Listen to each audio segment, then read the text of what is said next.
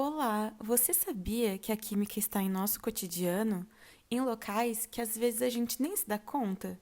Bom, com essa série de vídeos, esperamos gerar conhecimento através dos fatos cotidianos e desmistificar algumas informações, nos apoiando em conhecimentos científicos para explicar a nossa e outras realidades. A gente tem como foco e objetivo falar sobre temas ambientais relacionados à tecnologia, a mudanças climáticas, a agricultura, saneamento básico e muito mais. Vem com a gente! Realizamos uma pesquisa com alunos do primeiro ao terceiro ano do ensino médio, de escolas variadas, a fim de tentar entender o que essas pessoas sabem sobre agrotóxico e como podemos relacionar esse assunto com o dia a dia delas. A primeira pergunta realizada nessa pesquisa foi: o que são agrotóxicos?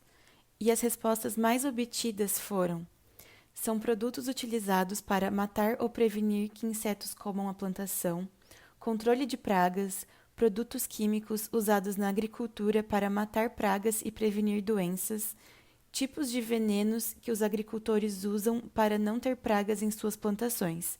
É um produto tóxico.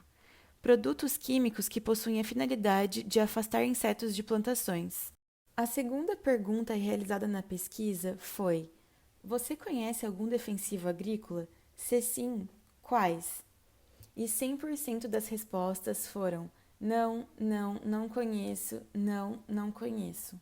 A terceira pergunta foi: por qual motivo começou a utilização em massa de agrotóxicos? E as respostas para essa pergunta foram: começou quando o uso de agrotóxicos se tornou uma das medidas para implantar a Revolução Verde e modernizar o agronegócio. Após a Segunda Guerra Mundial, começaram a utilizar um protetor de plantio para o alimento, para produzir mais comida para o povo.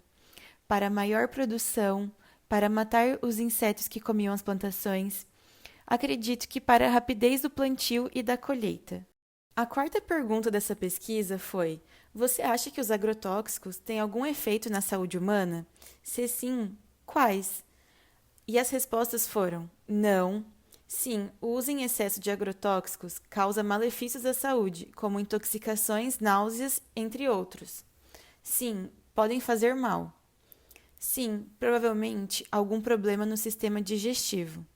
Sim, não sei exatamente, mas são negativos. Ouvi falar que a longo prazo pode até causar câncer. A quinta pergunta foi: quais ações poderiam ser desenvolvidas para que houvesse uma redução do uso de agrotóxicos em sua comunidade? E as respostas obtidas foram: o monitoramento das plantações e utilização de biopesticida para que dessa forma haja o controle da plantação de forma mais natural, a fim de minimizar os danos à saúde humana e do ambiente. Teria que ser algo que não fosse tão mortal para os animais, apenas para manter eles longe e ao mesmo tempo não prejudicar os humanos. Não sei, talvez incentivar os consumidores a comprarem produtos orgânicos. Não sei, pela constante demanda de exportações e crescimento populacional, fica difícil de encontrar uma solução que vá trazer retornos semelhantes e que não sejam tão custosos. O incentivo ao consumo de produtos orgânicos de moradores da região e a aplicação de leis mais rígidas no país, como fiscalização, mas claramente no Brasil não vai acontecer. A sexta e última pergunta foi: o tema sobre agrotóxico já foi abordado em sala de aula? E as respostas foram: sim, foi abordado durante as aulas de Revolução no campo. Nada muito profundo, eu só soube que foi desenvolvido após a Segunda Guerra Mundial por uma pesquisa minha. Sim, me lembro bem no sexto e sétimo ano, mas atualmente não. Sim, mas de maneira superficial. Já em aulas de biologia. Você sabia que a utilização em massa de agrotóxicos na agricultura se iniciou na década de 50 nos Estados Unidos? Começou com a chamada Revolução Verde, que teria o intuito de modernizar a agricultura e aumentar a sua produtividade. Já no Brasil, esse movimento chega na década de 60, com a implantação do Programa Nacional de Defensivos Agrícolas, o PNDA, e ganha impulso na década de 70. O PNDA tinha dois tipos de metas. Uma de ordem econômica, que era voltada à ampliação da oferta interna de agrotóxicos no período de 1975 a 1980. A outra já era de ordem técnica, visando a ampliação de estudos e ações no controle dos danos causados pelas pragas agrícolas e sobre os efeitos adversos dos agrotóxicos sobre a saúde humana e ambiental. O estímulo aos investimentos industriais eram baseados em incentivos fiscais a projetos submetidos pelas empresas ao Conselho de Desenvolvimento Industrial, o CDI. Esse passou a restringir a redução de impostos de importação para produtos que já eram fabricados no país. Um exemplo disso é o custo insignificante de registro de produtos na Anvisa, a Agência Nacional de Vigilância Sanitária, que é de R$ 180 a R$ 1.800, e a isenção, na maioria dos estados, do Imposto sobre a Comercialização de Mercadorias e Serviços, o ICMS. Na última década, o Brasil expandiu em 190% o mercado de agrotóxicos, o que colocou o país em primeiro lugar no ranking mundial de consumo desde 2008. E são 10 empresas que controlam mais de 70% desse mercado no país. Com esse gráfico do consumo de agrotóxicos e afins, podemos concluir que o consumo de agrotóxico passou de 170 mil toneladas no ano de 2000 para 500 mil toneladas em 2014, ou seja, um aumento de 135%. Nessa tabela, temos as empresas que controlam o mercado de agrotóxicos. E com ela, a gente pode afirmar que o mercado de agrotóxico ele é controlado por empresas com sede na União Europeia. Esse mercado ele só tende a ficar mais controlado a cada ano, devido a algumas negociações, como a venda da Syngenta para a China, a venda da Monsanto para a Bayer e a fusão da Dow e da DuPont. E, paralelamente a toda essa concentração de capitais nesse setor de agroquímicos, a legislação de agrotóxicos na União Europeia tem se tornado cada vez mais restritiva, tanto para seu uso, mas também para fiscalização. Muitos dos agroquímicos liberados no Brasil são proibidos na Europa, em função de seus efeitos na saúde humana e no ambiente. Podemos observar aí uma contradição, pois alguns desses países proíbem o uso dessas substâncias em seus territórios, porém exportam para outros países, como o Brasil. Isso nada mais é que a lógica moderno-colonial, que vem comandando desde 1496. A geografia desigual do uso desses insumos no mundo revela o modo desigual como se valorizam os lugares, os povos e as culturas. Nessa tabela, podemos observar os 10 ingredientes ativos mais vendidos no Brasil em 2014, e o principal deles é o glifosato. Ele não é só o mais vendido, mas se somarmos a quantidade do restante, ou seja, do segundo ao 10º, a soma ainda seria inferior a ele. Além disso, podemos destacar que nos últimos anos, o consumo de glifosato no Brasil tem aumentado significativamente, como podemos ver nesse gráfico, que entre 2009 e 2014, as vendas do glifosato foram de 118 mil toneladas para 194 mil toneladas, ou seja, um aumento de 64% em 6 anos. O relatório da Organização Mundial da Saúde, com a Agência Internacional de Pesquisa do Câncer de 2015, afirma que o ingrediente ativo glifosato pode causar câncer em animais tratados em laboratório, além de indicar que é um potencial causador de alterações no DNA e nas estruturas cromossômicas das células humanas. Em 2007, foi realizado um estudo de longa duração com ratos, durante todo o seu tempo de vida. Os animais tratados com água contendo o herbicida glifosato ou milho transgênico tolerante a esse herbicida apresentaram cerca de 70 diferenças estatísticas significativas e relevantes aos parâmetros hematológicos, químicos clínicos, peso dos órgãos, peso corporal, modificação de peso e consumo alimentar dos animais. Decorrente de todas essas alterações, aumentou o risco de desenvolvimento de câncer de mama nas fêmeas, problemas no sistema gastrointestinal, rins e fígado, além do menor tempo de vida dos dois sexos. Em um estudo realizado em 2009, afirma-se que o glifosato apresenta efeito desregulador endócrino em células hepáticas humanas. E em outro estudo realizado em 2013 com glifosato, na concentração em partes por trilhão, ele induz a proliferação de células humanas de câncer de mama. O glifosato está em processo de avaliação pela Anvisa desde 2008 e, em função das evidências de carcinogenicidade e outros malefícios à saúde humana, ele será banido da França a partir de 2022. As empresas multinacionais fabricantes desses agroquímicos mantêm a comercialização com países mais permissivos.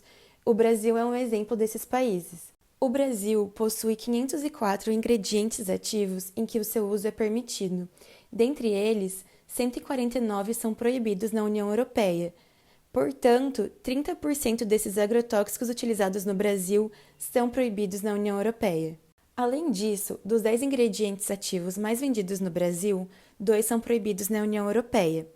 Um outro exemplo disso também é o acefato, que é o terceiro mais vendido no Brasil e passou por uma avaliação da Anvisa em 2017, que emitiu uma nota técnica dizendo, abre aspas, quadros neurológicos graves desencadeados por exposições aos organofosforados, que é o grupo em que o acefato faz parte. E devido à acentuada neurotoxicidade e das suspeitas de carcinogenicidade, em março de 2003, a União Europeia proibiu seu uso na agricultura.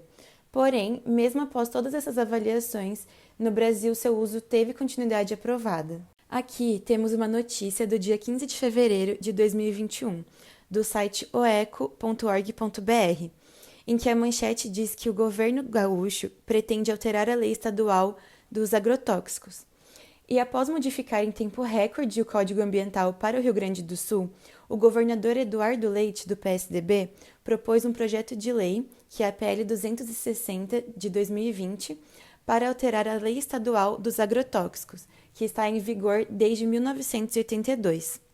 A lei que regula o uso de agrotóxicos no Rio Grande do Sul, ela é considerada pelos ambientalistas uma referência nacional, pois é a única no Brasil que proíbe a utilização de agrotóxicos que estão proibidos no país onde foi fabricado, e é justamente essa vedação que o governador pretende alterar. Além disso, o uso em grande quantidade de agroquímicos na agricultura afeta a saúde humana pela contaminação, em que os camponeses, trabalhadores rurais e a população rural são diretamente afetados, mas não só pelo contato direto com os ativos químicos, mas também pela pulverização aérea nas plantações. Nesse gráfico, temos os casos por intoxicação de uso agrícola de 2007 a 2014, e o que chama bastante atenção nele é a concentração de casos no centro-sul do país. No Paraná, por exemplo, temos 3.723 casos, e somando todos esses casos, temos 25 mil intoxicações por agrotóxicos, o que significa uma média de 3.125 por ano, ou 8 intoxicações por dia. Nesse próximo mapa, a gente tem as circunstâncias dessas intoxicações por agrotóxico. As intoxicações por uso habitual e acidental, elas estão relacionadas ao cotidiano de trabalho dos trabalhadores rurais. E o que chama bastante atenção nesse mapa também, dentre esses casos de intoxicação, os casos de tentativa de suicídio. De acordo com um estudo realizado nos municípios de Antônio Prado e Ipê, no estado do Rio Grande do Sul, a ocorrência dessas intoxicações agudas, provocadas pela exposição aos agrotóxicos, está fortemente associada à prevalência de transtornos psiquiátricos menores, sendo a depressão e a ansiedade os diagnósticos mais frequentes. Os sintomas de depressão são reconhecidos como um fator prevalente na tentativa de suicídios. Um estudo feito nos Estados Unidos concluiu que a taxa de suicídios em áreas agrícolas é significativamente maior que em outras regiões, e há uma relação entre o aumento de suicídios em grupos de agricultores que eram expostos a esses agroquímicos. Outro aspecto que atinge a saúde humana como um todo, não só a população rural, e de forma indireta, é o acúmulo de resíduos de agrotóxicos na água potável. Você sabia que há uma diferença muito significativa na quantidade de resíduos de agrotóxicos oficialmente permitidos no Brasil e na União Europeia? Nesse gráfico, podemos ver essa diferença. O limite máximo de resíduos permitidos na União Europeia da atrazina, que é um herbicida, é de 0,1 micrograma por litro. Já no Brasil, é permitido 2 micrograma por litro, ou seja, 20 vezes mais. O acefato, que é um inseticida, na União Europeia também é permitido 0,1 micrograma por litro e no Brasil não tem um limite estabelecido. E a malationa, que é um inseticida também, na União Europeia é permitido 0,1 micrograma por litro e no Brasil também não tem um limite específico. Nesse outro gráfico, a gente tem o limite máximo de resíduos permitidos do glifosato, que foi o herbicida mais citado nesse vídeo. Na União Europeia é permitido 0,1 micrograma por litro. Já no Brasil é permitido 500 microgramas por litro, ou seja, 5.000 vezes mais. Bom, e com isso a gente pode concluir que o Brasil possui uma permissividade muito superior à da União Europeia em relação aos agrotóxicos, e isso afeta diretamente nossa saúde física e mental. Por isso, é muito importante que a gente pesquise a origem dos alimentos que consumimos e entendermos as questões políticas por trás desse mercado. Os links dos estudos citados e da bibliografia utilizada estarão na descrição desse vídeo.